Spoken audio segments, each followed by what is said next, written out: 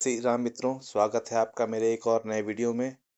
मित्रों, मैं आज आपको लेकर आया हूँ शिव पुराण के विश्वेश्वर संहिता के प्रथम अध्याय के बारे में। तो मित्रों, वीडियो में बने रहिए। चलिए हम विश्वेश्वर संहिता, जो शिव पुराण का विश्वेश्वर संहिता है, उसके प्रथम अध्याय का अध्ययन करते हैं, उसका पाठ करते हैं।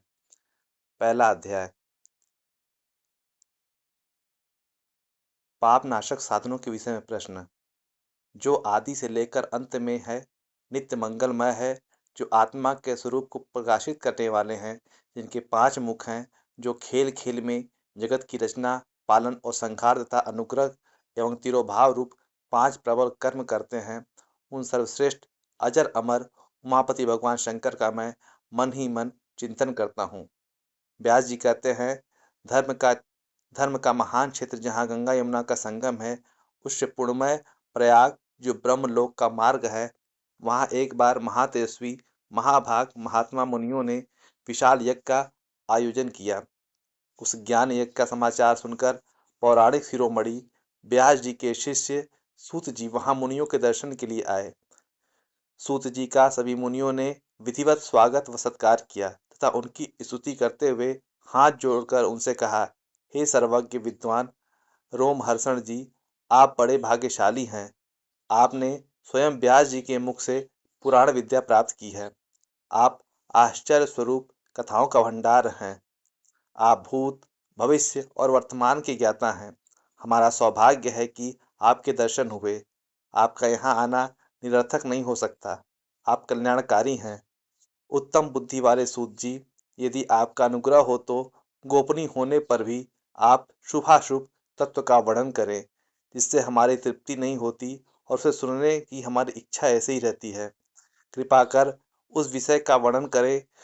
घोर कलयुग आने पर मनुष्य पुण्य कर्म से दूर होकर दुराचार में फंस जाएंगे, दूसरों की बुराई करेंगे, पराय स्त्रियों के प्रति आसक्त होंगे, हिंसा करेंगे, मूर्ख नास्तिक और पशु बुद्धि हो जाएंगे। सूत जी, कलयुग में वेद प्रतिपादित वर्ण आश्रम व्यवस्था नष्ट हो जाएगी। प्रत्येक वर्ण और आश्रम में रहने वाले अपने अपने धर्मों के आचरण का परित्याग कर विपरीत आचरण करने में सुख प्राप्त करेंगे। इस सामाजिक वर्ण संकरता से लोगों का पतन होगा, परिवार टूट जाएंगे, समाज बिखर जाएगा, प्राकृतिक आपदाओं से जगह जगह लोगों की मृत्यु होगी, धन का क्षय होगा, स्वार्थ और लोभ की प्रवृत्ति बढ़ जाएगी, ब्राह्मण लोभी हो जाएंगे और वेद बेचकर धन प्राप्त करेंगे, मद से मोहित होकर दूसरों को ठगेंगे, पूजा पाठ नहीं करेंगे और ब्रह्म ज्ञान से शून्य होंगे। क्षत्रिय अपने धर्म को त्याग कर कुसंगी पापी और व्यभिचारी हो जाएंगे। शौर्य से रहित हो वे शूद्रों जैसा व्यवहार करेंगे और काम के अधीन हो जाएंगे। वैश्य धर्म से विमुख होकर संस्कार भ्रष्ट होकर कुमार्गी धनोपार्जन परायण होकर नापतोल में ध्यान लगाएंगे। शूद्र अपना धर्म कर्म छोड़कर अच्छी वेशभूषा से सुशोभित हो व्यर्थ घूमेंगे। वे कुटिल और ईर्ष्यालु होकर अपने धर्म के प्रतिकूल हो जाएंगे और कुकर्मी और वाद विवाद करने वाले होंगे। वे स्वयं को कुलीन मानकर सभी धर्मों और वर्णों में विवाह करेंगे। स्त्रियां सदाचार से विमुख हो जाएंगी। वे अपने पति का अपमान करेंगी, सास ससुर से लड़ेंगी, मलिन भोजन करेंगी, उनका शील स्वभाव बहुत बुरा होगा। सूत जी, इस तरह जिनकी बुद्धि नष्ट हो गई है और जिन्होंने अपने धर्म का त्याग कर दिया है, ऐसे लोग लोक परलोक में उत्तम गति कैसे प्राप्त करेंगे? इस चिंता से हम सभी व्याकुल हैं। परोपकार के समान कोई धर्म नहीं है। इस धर्म का पालन करने वाले दूसरों को सुखी करता हुआ स्वयं भी प्रसन्नता का अनुभव करता है। यह भावना यदि निष्काम हो तो कर्ता का हृदय शुद्ध करते हुए उसे परम गति प्रदान करती है। हे महामुने, आप समस्त सिद्धांतों के ज्ञाता हैं।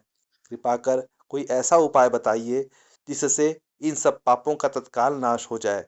व्यास जी कहते हैं, उन श्रेष्ठ मुनियों की यह बात सुनकर सूत जी मन ही मन परम श्रेष्ठ भगवान शंकर का स्मरण करके उनसे इस प्रकार बोले। मित्रों, यहाँ पर प्रथम अध्याय समाप्त होता है। अगले वीडियो में आपको हम द्वितीय अध्याय के का पाठ सुनाएंगे।